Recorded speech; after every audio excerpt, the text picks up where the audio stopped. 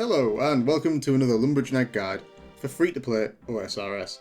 In this video we're going to be looking at the best ways to get around in free-to-play. So buckle your seatbelt, Dorothy, because Kansas is going bye-bye. I mean, Gelenor's going bye-bye. You get what I mean. The following methods are in a rough order based on the level/cost requirements, starting with the easiest and cheapest and ending with the hardest and most expensive. Roughly. Right. Without further ado, let's get into this. The Chronicle can be bought from Diango in Draenor Village for 300 coins. Each use requires a teleport card, priced at 150 coins each, and transports you to the south of Varrock, just outside the Champions Guild. Conveniently, this location is also close to the Varrock West Bank and a canoe station. More on canoes later. Basically, this method is a coin-based Varrock telly with no magic or leveling requirements. Nice. If you're ever in the Lumbridge or Alcarid area, after a home telly for example, and you need to get to Port Sarim, you can instead head to Shanty, located south of Alcarid. Tell Shanty you're an outlaw, and hey presto, you were transported to the Port Sarim jail. This is a nice trick that you can use an unlimited number of times, though I would suggest completing the Prince Ali rescue quest first, in order to dodge the 10 coin tollgate fee. More for the inconvenience of having to carry coins than the actual cost. For those brave souls venturing in and around the wilderness, one place that is extremely useful within the wilderness is the Ferox Enclave. Why? Because it has the pool of refreshment and access to the free-for-all portals. Use of the pool or entering into any of the portals instantly restores all health, prayer and run energy, as well as fully restoring a player's stats.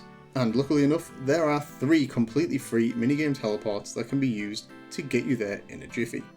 These are Castle Wars, Clan Wars, and the Last Man Standing teleports. You can only use one minigame teleport every 20 minutes, but it's worth remembering, as these represent a convenient and free way to get to the Ferox Enclave that avoids the wilderness.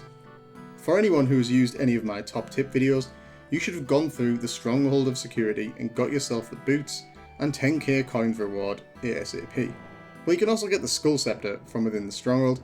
The Scepter offers a one-way teleport to the Barbarian Village, which can be very useful for leveling certain skills.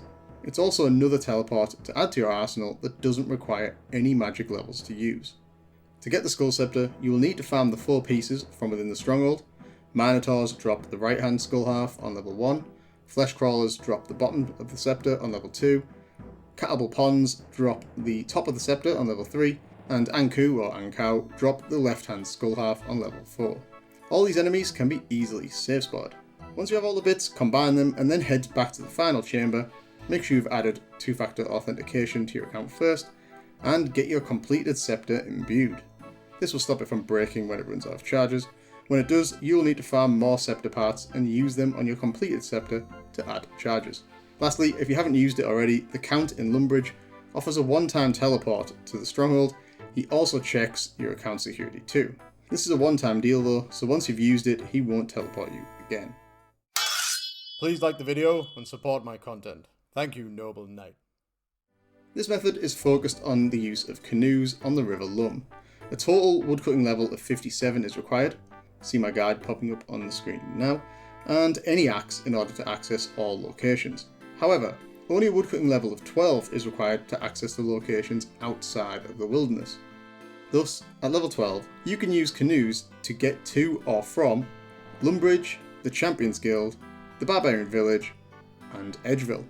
At 57, you'll be able to access the Ferox Enclave and the Central Wilderness Lake. Note that this last location is a one-way trip. To use a canoe, have any axe equipped or in your inventory, and use it on the tree at the canoe station. Shape your canoe, then pick where you want to go. Simples. The final and most obvious fast travel method in free-to-play is the 4 magic-based teleports.